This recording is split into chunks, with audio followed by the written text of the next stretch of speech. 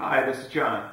This short video is on using two-part expanding foam to fill the fin can of a rocket.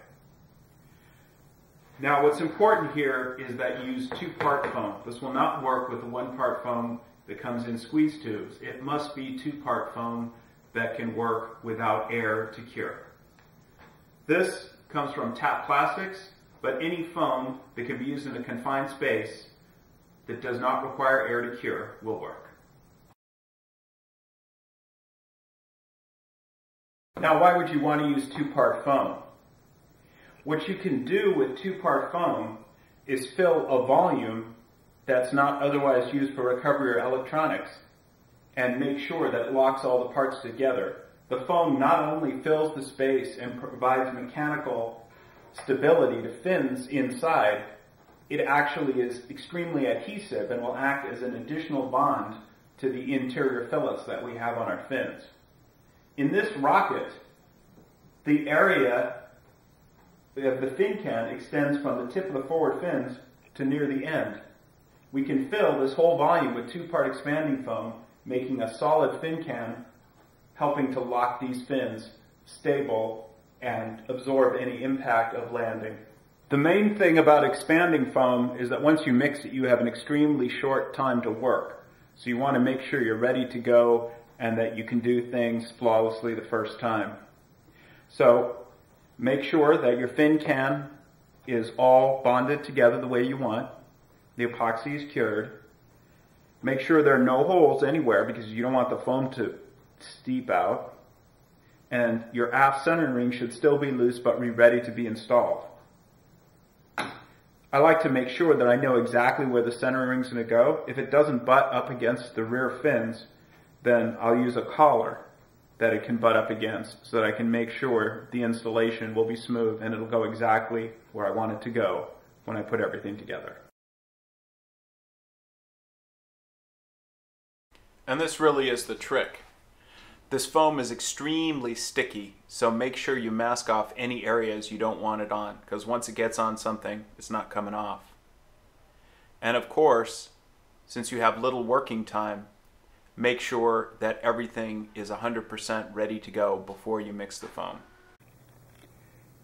Now it's important that we mask all surfaces, everything we don't want to get foam on it, because this polyurethane foam is incredibly sticky, and once it's on something, it doesn't want to come off. So I've masked off the outside of the rocket, also the outside of the motor mount tube where it needs to remain clear so I can put the aft centering ring in the inside of the body tube for the same reason. If a little drip gets here or there on the tape, we'll still be okay to install the rear centering ring.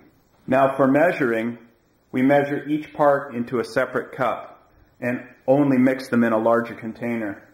It's important that the larger container be large enough so that both parts together fill it less than halfway up. And that's because we want to stir it as thoroughly as possible, but in a very limited amount of time, and we don't want it to slop over. And speaking of measuring, how much do we measure? We calculate the volume using basic geometry, remembering to subtract the volume of the MMT from the volume of the body tube. Then we have to account for the expansion of the foam. My foam expands 30 times, so we divide our volume by 30. Finally, if we're using English units, we have to convert to measuring amounts. Or you could just use the handy calculator on my webpage. Okay, we have our two parts measured. We're ready to go. One last check, because we have very little time once we start mixing, that everything's set. All right, time to go. Pour the two parts together. Begin to mix. So we want to mix them as thoroughly as possible, blending the color evenly, but we can't take too much time because we have to start pouring before the mixture starts foaming. Once we get an even color, we'll start to pour. And you want to try to pour it evenly all the way around, getting roughly the same amount in each of the bays.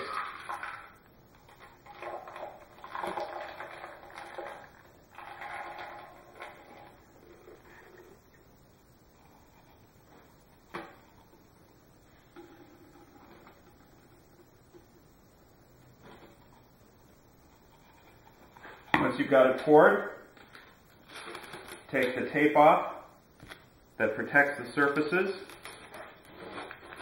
on the inside of the body tube, the outside of the motor mount tube. Yep, got a little drip. You can already see it foaming up inside there. You don't have much time to work.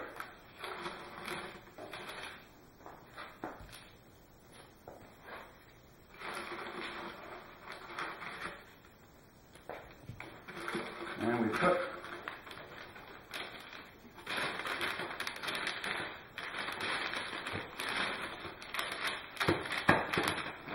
our app centering in place. Push it firmly down and allow the foam to expand. The reaction is exothermic, so you'll be able to feel the heat as the foam expands. Also, if you have any pinholes, the foam will find them. See how we've got foam up here? You can scrape that off now. It'll be a lot easier than once it cures fully. After that, all that remains to do is let it cure. If there's any drips, clean them up while they're still damp with acetone.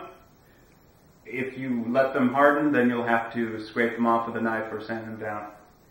Now we have our Fincan solid all the way through.